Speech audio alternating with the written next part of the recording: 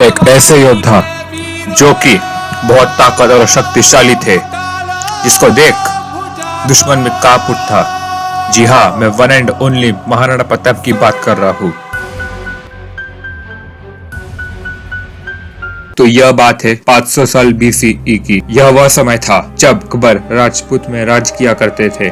जिधर अकबर अपनी आर्मी को बड़ा कर रहा था राजपूत लोगों के साथ, सब राजपूत रूलर्स मान गए थे अकबर के ऑफर को। बट ऐसे योद्धा थे जिनको यह बात मंजूर बिल्कुल नहीं थी, जिन्होंने बैटल ऑफ हल्दी घाटी लड़ी थी।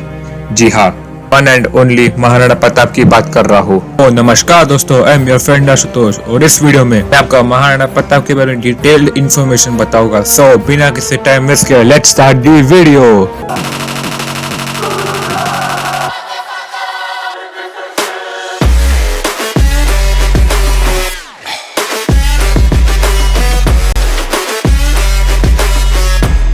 अकबर के ऑफर को ना मानने के बाद महाराणा प्रताप अकेले निकल पड़ते हैं अपने प्रिय घोड़े चेतक के साथ बहुत से किले की तरफ अपनी आर्मी को बनाने की। चेतक बहुत वफादार और बहादुर घोड़ा था उनका। आज भी राजस्थान में चेतक का स्मारक बना है, जिसको सिंबल ऑफ ब्रेवरी और लॉयल्टी माना जाता है। Let's talk about forts.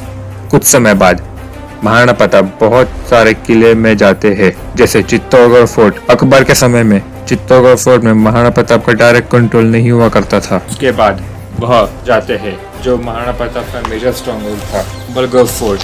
Kumbhalgarh fort Aravalli hills में स्थित है, जो कि उनको और उनकी आर्मी को बढ़िया डिफेंस प्रोवाइड करता है। फिर वह जाते हैं गोगुंडा फोर्ट। महाराणा प्रताप को गोगुंडा फोर्ट में मेवाड़ का ताज दिया गया था। गोगुंडा फोर्ट उनका एक टेम्पररी एडमिनिस्ट्रेटिव सेंटर बन गया था।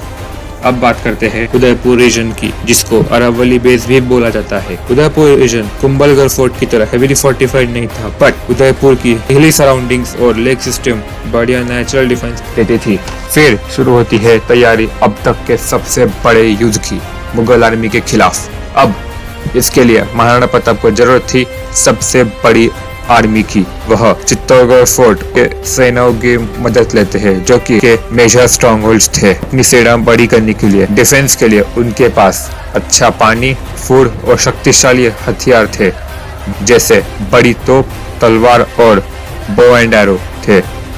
वह अपने सोल्जर्स को आर्चरी, गोरिल्ला टैक्टिक्स और गोरिल्ला वॉरफेयर भी सिखाते थे। उनके आर्मर की बात करें तो उनका आर्मर सुपीरियर प्रोटेक्शन देता था। उनके आर्मर ने क्रूशियल रोल प्ले किया था हल्दी घाटी बैटल में। उनके आर्मर में हाई क्वालिटी स्टील और आयरन से बना था।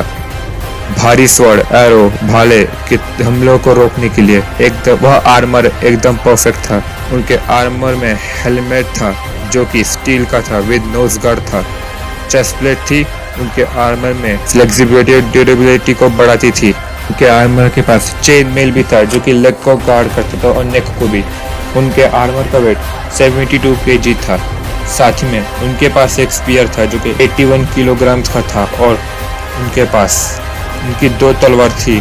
अब शुरू होती है अब तक का सबसे बड़ा महायुद्ध, the battle of Haldi Ghati, जो कि मेवाड़ के राजा महाराणा प्रताप और मुगल के राजा अकबर की बीच हुई थी। अभी नेक्स्ट पार्ट जल्दी आने वाला है, जिसमें मैं इस बैटल को डिटेल में एक्सप्लेन करूंगा।